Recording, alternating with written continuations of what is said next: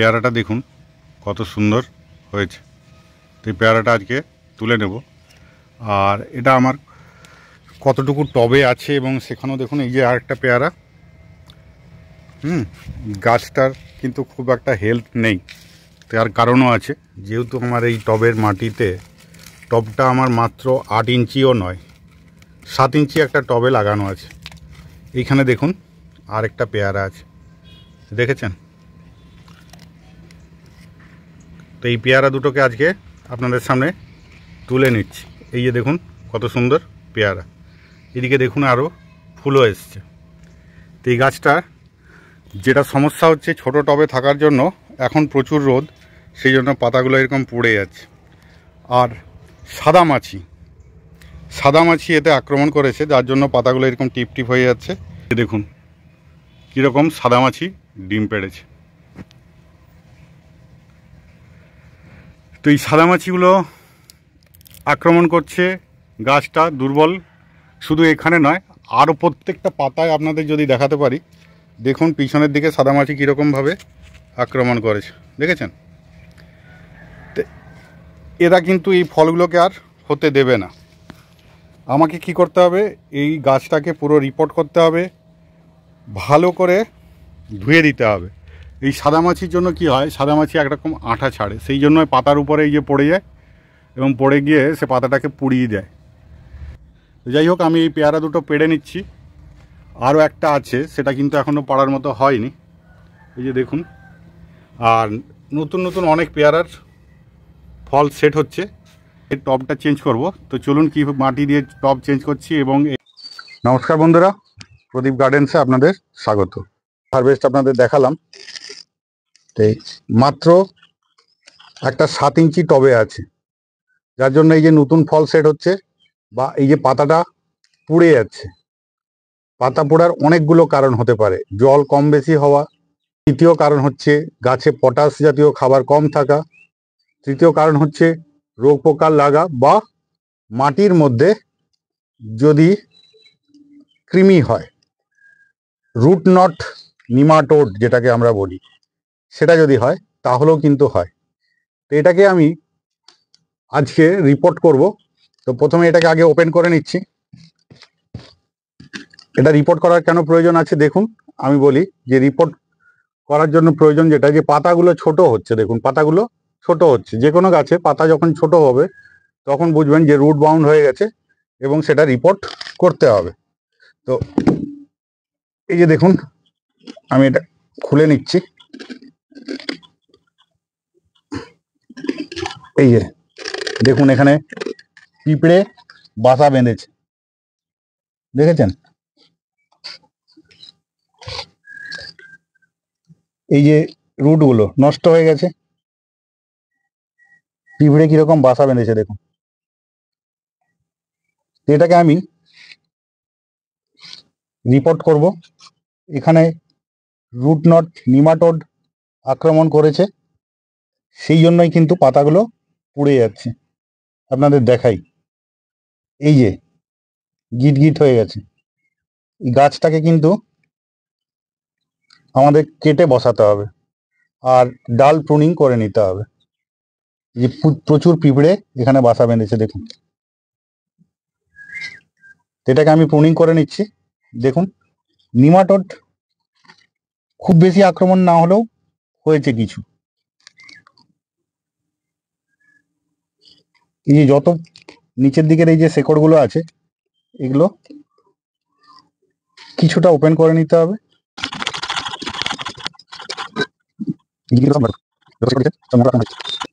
এই যে দেখুন, এটা নিমাটোডের আক্রমণ। গাছটা কিন্তু আস্তে আস্তে ডাইব্যাক হয়ে মারা যেত। এই শিকড়গুলো দেখুন, এই যে যত শিকড়, অনেক শিকড় আমি নিমাটোড যুক্ত, এরকম অনেক শিকড় আমি কেটে ফেললাম। এই যে দেখুন, গিট গিট গিট গিট, এটা হচ্ছে নিমাটোড। তো এই নিমাটোড আসে কোথা থেকে, যে মাটিটা চারা তৈরি করে সেখান থেকেই আসে, বা এই নিয়ে আমার বিস্তারিত ভিডিও আছে, সেটা দেখে নিতে পারেন। তো আমার মোটামুটি মাটি আমি এরকমভাবেই করি, এটা দিয়ে করি, কাটি না, তাহলে কিছু শিকড়, কিছু ফিডার রুট বেঁচে যায় যাতে গাছটা পরবর্তীতে খাবার নিতে পারে। যেহেতু এর শিকড় কেটে দিলাম, এখন উপায় নেই, এই গাছকে আমার প্রুনিং করতে হবে। নিচের দিকে ডালগুলো যতটা সম্ভব আমি 45 ডিগ্রি অ্যাঙ্গেল করে, এই যে দেখুন এরকমভাবে কেটে দেব। ছোটোগুলো থাক, বাকি যেগুলো আছে ওগুলো সব নিচের দিকেরগুলো কতগুলো রেখে বাকি উপরের দিকে আমি, এটা পেয়ারাটা আছে বলে এখন রেখে দিচ্ছি, এটা বাকিগুলো কিন্তু বেশিরভাগই আমি কিন্তু কেটে দেব। ছাড়া উপায় নেই আমার, কারণ রুট যেহেতু কেটে দিয়েছি আমাকে কিন্তু এগুলো প্রুনিং করে নিতেই হবে। প্রুনিং না করলে গাছটাকে বাঁচাতে পারবো না। আমাকে বেশিরভাগটাই কিন্তু এরকমভাবে ছোট্ট করে প্রুনিং করে নিতে হবে। এই দিকের এই ডালটায় শুধু পেয়ারাটা আছে বলে আমি প্রুনিং করতে পারলাম না। এই যে ছোট করে আমি প্রুনিং করে নিয়েছি, দেখুন আরও ছোট করে প্রুনিং করে নিলে ভালো হতো। তো যাই হোক, পাতাগুলো ম্যাক্সিমাম আমি কেটে দেব, কারণ এই পাতায় জল দিতে পারবে না। পাতাগুলো যখনই কিন্তু ঠিক এইরকম হয়েছিল তখনই আমার সন্দেহ হয়েছিল যে এটা নিমাটোডের আক্রমণ হয়েছে গাছটায়। যাই হোক, দেখা যাক কি হয়, গাছ পরে আপডেট অবশ্যই দেব। দেখুন এই যে মাটিটা, এই মাটিটা আমার চুন দিয়ে শুকিয়ে রেডি করা আছে, আর এর সাথে আমি এটা মেশাবো, যেটা হচ্ছে সাধারণ মাটি আর ভার্মি কম্পোস্ট, একটু গোবর সার মিশিয়ে ট্রাইকোডার্মা দিয়ে রাখা ছিল বেশ কিছুদিন, একটু ভেজা অবস্থায় আছে। এটা আমি এর সাথে মিশিয়ে নেব। তো এই মাটি দুটোকে মিশিয়ে নিচ্ছি। এই যে দেখুন মাটি এখনো নিচের দিকে আছে, আর এটাও ওর সাথে ভালো করে মিশিয়ে নেব। এর সাথে দেব কি, এই হলো টোটাল মিশ্রণ। যদি আমি প্রুনিং না করতাম এটাকে, তাহলে আমার 20 রকম উপাদান দিয়ে যে জৈব মিক্স খাবারটা আছে সেই মিক্স খাবারটা একটু এখানে দিতাম। যেহেতু আমি প্রুনিং করেছি, শিকড় প্রুনিং করেছি, গাছের ফিডার রুট নষ্ট হয়েছে, তাই আমি কি করব, এখন ওই মিক্স সারটা এর সাথে মেশালাম না, শুধুমাত্র ভার্মি কম্পোস্ট আর চুন দিয়ে শুকনো করে রাখা ঝুরঝুরে মাটি একটা তৈরি করে নিলাম। এর সাথে যেটা দেব এটা হচ্ছে ফুরাডন। এই ফুরাডন না দিলে কিন্তু এই রুট নট নিমাটোডটা ঠিক হবে না। এটা আমি ঠিক এতখানি পরিমাণ বা এর চেয়ে একটু বেশি এটা এর সাথে মিশিয়ে নিলাম।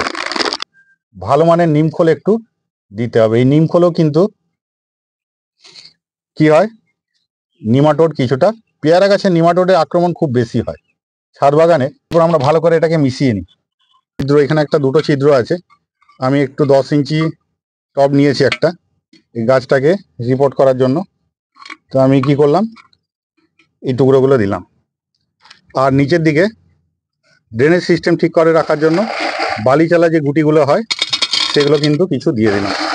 তাহলে কি হবে, ড্রেনেজ সিস্টেমটা ঠিক থাকবে, জল নিকাশি ব্যবস্থাটা খুব ভালো থাকবে। এরপর আমার এই যে মিশিয়ে রাখা যে মাটি এটা নিলাম, কিছুটা নিয়ে নিলাম।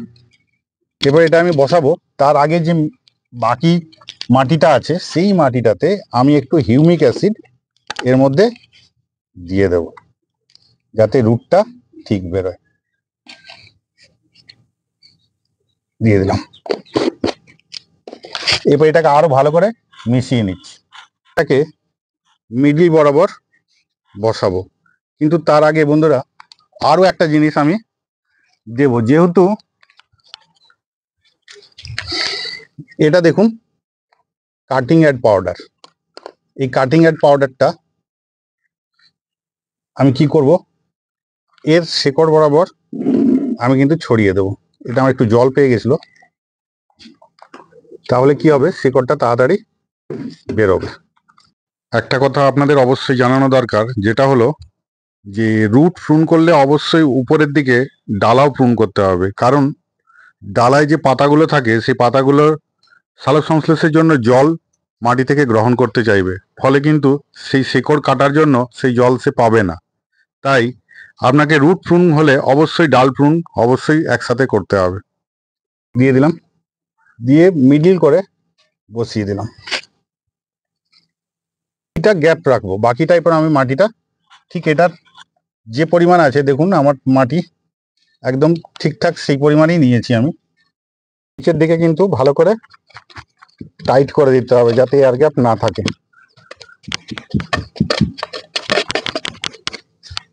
পরে গ্যাপ রাখলাম, এতে আমার কি হবে দেখুন, এখানে 3 থেকে 4 ইঞ্চি গ্যাপ থাকলো। এতে সুবিধা হবে কি, আমি এখানে মিক্সার পরে ব্যবহার করতে পারবো। একটু গুলে নিয়ে সেই জলটা দেব। এতক্ষণে আমি নিয়ে নিলাম কাটিং এর পাউডার ভর্তি করে। এরপর দেখুন আমি জলটা দিয়ে দিলাম, কাটিং এর পাউডার মিশ্রিত জলটা দিয়ে দিলাম। আমার ড্রেনেজ সিস্টেম ঠিক থাকলে অবশ্যই এখনই নিচ দিয়ে জলটা বেরিয়ে যাবে। সিস্টেম ঠিক থাকলে দেখুন এরকম ভাবে জলটা কিন্তু বেরিয়ে আসবে।